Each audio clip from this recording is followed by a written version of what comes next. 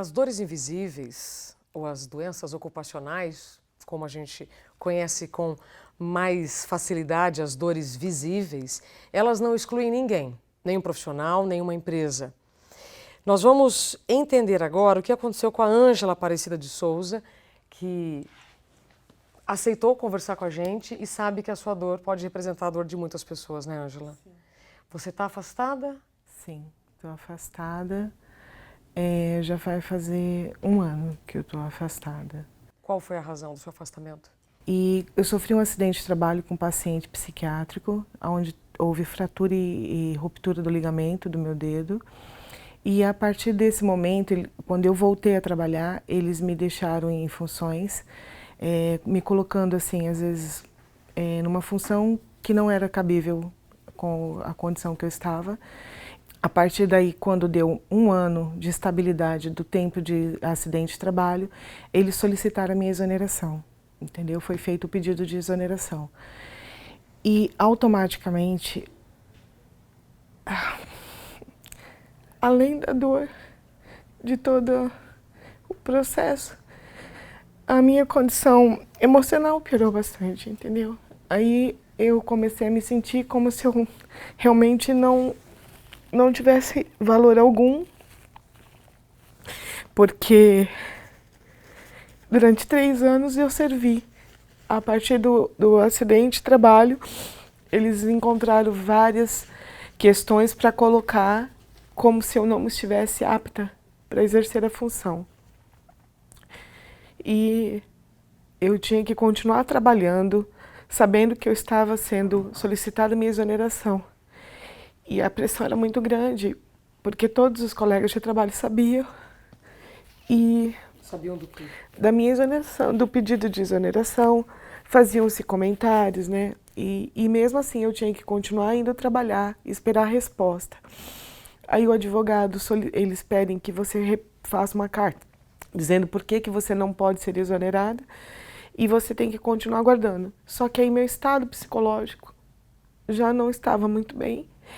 Aí eu me afastei e estou fazendo tratamento juntamente com o médico ortopedista, com o fisioterapeuta lá no Ceresp, e psicólogo e psiquiatra, porque o meu estado emocional foi o que mais abalou depois de tudo isso que aconteceu. Então, as pessoas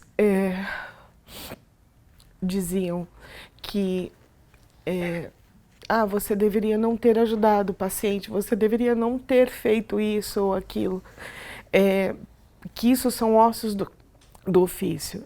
Então, eu acredito assim que as pessoas precisam ter um pouco mais de consideração com o paciente e com os funcionários, né?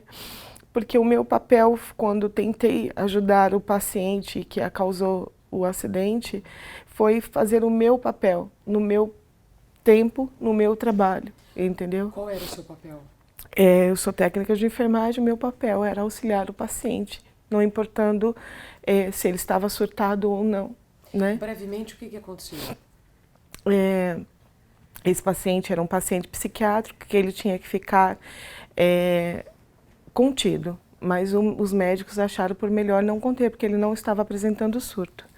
Só que naquele momento o paciente psiquiátrico ele fica num corredor junto com todos os outros pacientes.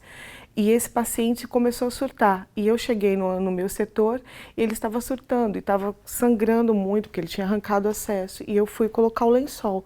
E aí fui conversando, ele foi se acalmando e aí eu segurei ele pelos shorts, que ele havia arrancado a camisa. Só que nesse momento o psiquiatra percebeu que ele se acalmou e foi tentar contê-lo.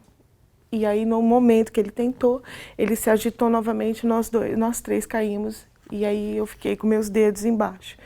E como o doutor estava sendo chutado o tempo todo e eu puxando o paciente para que eles conseguissem, para que o doutor conseguisse segurar ou sair. E no momento, assim, não senti dor nenhuma, não percebi nada. Só no final do plantão que eu percebi que meu dedo estava inchado, estava doendo, mas pouco, mas estava inchado. E aí eu fiz o raio-x e descobri que tinha já fraturado naquele momento. Foi aberto o CAT e tudo mais. Mas assim, o processo daí dessa CAT é que foi complicado. Pediu que eu emendasse as minhas férias com a minha licença médica. E eu, não querendo prejudicar a ele, perguntei para uma outra supervisora se o que ele estava fazendo era certo, se eu deveria, se eu não iria prejudicar ele e se eu também não iria me prejudicar. E foi a partir daí que eu percebi que ele começou a me tratar diferente, entendeu? Porque quando eu cheguei no RH, eles falaram que isso não era possível ser feito. Que não jamais uma licença acidente de trabalho podia ser emendada com umas férias, que isso era um absurdo.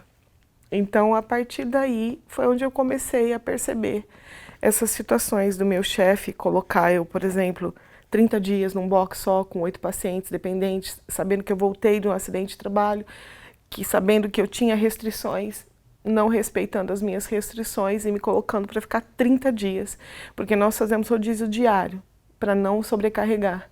E ele me deixou 30 dias nesse setor, fazendo a mesma coisa repetida. Qual era a sua expectativa? Fazer o meu trabalho, ser remunerada pelo meu trabalho e ser tratada com dignidade e tratar os pacientes também com dignidade. Ainda é a minha visão, que todos merecem respeito. Ângela, você se lembra como você se sentiu em não ter o apoio do seu chefe? Eu me sentia excluída. Eu me senti um nada. E eu fazia tudo o que ele pedia, exatamente com medo dele não me passar no meu probatório. E não adiantou eu me submeter a fazer tudo o que ele pediam, que eles pediam, porque não adiantou.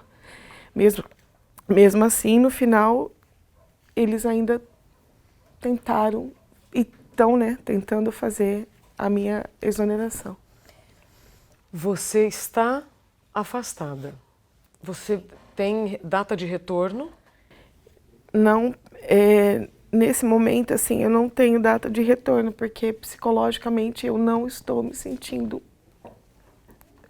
bem para voltar a trabalhar. Então isso é um sofrimento muito intenso, você continuar exercendo ali a sua função, tendo a mesma vontade de trabalho, sabendo que você está com a corda no pescoço e sabendo que todo o seu processo, todo o trabalho que você fez com toda a sua dignidade, porque eu não me vejo, não cometi nenhum erro que pudesse me colocar nessa situação que eu estou hoje. Sim, eu sinto exatamente a mesma coisa que você. Você ainda sente dor depois dessa fratura? Sinto. Meu dedo vive inchado. Eu sinto muita dor. Procuro evitar de pegar peso nessa mão, porque eu tenho restrição. E com isso, eu tenho feito mais força, pego as coisas com a direita. E eu, por exemplo, não estou conseguindo virar, porque eu tenho muita contratura e até mesmo pela tensão. E por mais que eu tome os relaxantes musculares, os antidepressivos, quando chega a noite, eu travo, estou quebrando meus dentes e a minha bochecha por dentro está toda cortada. Porque por mais que a tensão seja contida com remédio, que eu durma, a minha mente ainda me mantém tensa e eu só tenho pesadelos. Só tenho tido pesadelos, tido vergonha de sair na rua. Como se eu tivesse cometido um crime, entendeu? E que eu não possa sair, não possa me divertir, não possa fazer nada, porque eu tenho que provar para eles que eu não estou bem por uma coisa que não foi causada por mim. Você gostaria que acontecesse o que agora? Eu só quero meu trabalho. Eu só quero ter dignidade, receber o meu salário pelo meu trabalho. Fazer as coisas da forma que tem que ser feita. O que eu peço não é nada, eu só quero o meu trabalho. A minha dignidade de volta. Poder olhar e saber que em 5.000 inscritos eu passei e eu tenho o direito de estar lá. É mérito seu? É. continuo insistindo. Eu queria o meu trabalho, queria me manter com a dignidade de continuar no meu trabalho, que eu achava que eu merecia estar lá porque eu fiz por onde estar lá, entendeu? E a partir do momento em que nada do que foi pedido foi respeitado e que eu acabei me colocando à disposição de que eles fizessem comigo o que quisessem, porque eu tinha a intenção de continuar no meu trabalho, entendeu? Eu até costumava dizer, a dor eu dou um jeito, eu só tenho que me adaptar à dor, porque eu não posso perder o meu trabalho, entendeu? Porque aquilo para mim era a minha dignidade, entende? Conseguir chegar com a história que eu venho de vida, chegar ali e concretizar um sonho que eu tive desde os 15 anos de entrar lá. Quando eu tinha 15 anos, tinha o concurso que você fazia enfermagem e você fazia estágio. Só que como eu tinha que trabalhar para ajudar minha família, então eu não podia ir pagar o meu estágio com o meu trabalho. E aí eu esperei durante anos. E em 2012, eu ia prestar a prova. Minha filha descobriu que estava com leucemia. E aí eu não prestei a prova. Aí minha filha saiu do Boldrin em 2013, em 2014 teve a prova novamente. Eu prestei e passei. Era como se fosse um presente. Era assim que eu sentia. E eu achava que eu realmente merecia estar lá. Agora eu já não... Me puseram tanto para baixo na minha dignidade como profissional que eu já não acredito mais em mim mesma, entendeu? Isso que eles fazem é te pôr numa situação que você acaba desacreditando de si. E eu pretendo, assim, ficar bem e voltar. Eu só não sei como voltar, entende? Porque não é uma coisa que depende de eu ficar bem e o meu médico dizer vai e volta a trabalhar, que tá tudo certo. Eu não sei se eu vou chegar lá e vou ter o meu trabalho, entende? Entendo. É a diferença. E isso é muito angustiante. Você sabendo que você pode voltar ou não, já te mostra que você tem capacidade de voltar a trabalhar. Tenho certeza disso. Pela sua paixão, em como você, mesmo com todas as dores, ainda pensa em voltar a trabalhar. Por isso que eu vou reforçar a pergunta. Por que não procurar um outro lugar em que você seja respeitada? Porque exatamente aquilo que eu falei para você, eu estou com a sequela, né? E se eu estou com essa sequela, eu não sei aonde eu conseguiria nesse momento, né? Um outro trabalho que me desse essa oportunidade. Mas eu tenho que aguardar todo esse processo para ver o que vai acontecer. Agora que a sequela está aí, ela é real e eu não tenho o que mudar nela, entendeu? Então, eu adoraria poder olhar para trás e dizer, ok, saí vitoriosa dessa situação, estou cabeça erguida indo embora, fazendo o meu processo em outro lugar. Mas como que eu vou para outro lugar levando tudo isso que eu trouxe, que eu estou trazendo, tanto a estabilidade agora psicológica, como também as dores que ficaram para uma outra empresa. A dor te marcou? Sim, marcou. Se eu te disser que tem cura? É o que eu quero. Sim.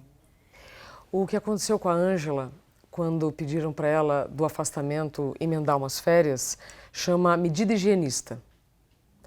Nós vivemos medidas higienistas por muitos séculos, em que quando alguém tinha um problema, nós afastávamos essa pessoa e que assim a gente não reconhece que estamos cometendo um crime. estamos cometendo um erro. Então, eu vou reforçar a mensagem, medida higienista é proibida. E você procurou os seus direitos? Eu só fui no RH e falei para ele que o meu chefe tinha até pedido para o médico trocar o meu atestado, a data do meu atestado, para que emendasse com as minhas férias. Aí o RH falou que isso não era legal. Tudo, eu acredito que ele entendeu que eu queria prejudicá-lo e não era essa a minha intenção, era só entender se isso estava correto, entendeu? E a partir daí foi onde eu comecei a passar por todo esse processo e foi aonde chegou deles solicitar minha exoneração. A história da Ângela representa que nós precisamos ter paciência, mais humildade, além daquela que nós já sabemos que temos, para esperar, né? Então, o processo de cura físico e mental, tem cura. Então, a gente precisa se cuidar para a dor não marcar a gente. Ângela, a sua história é a história de muitas pessoas. Você vai voltar para o seu trabalho, não importa onde seja, porque você é digna dele.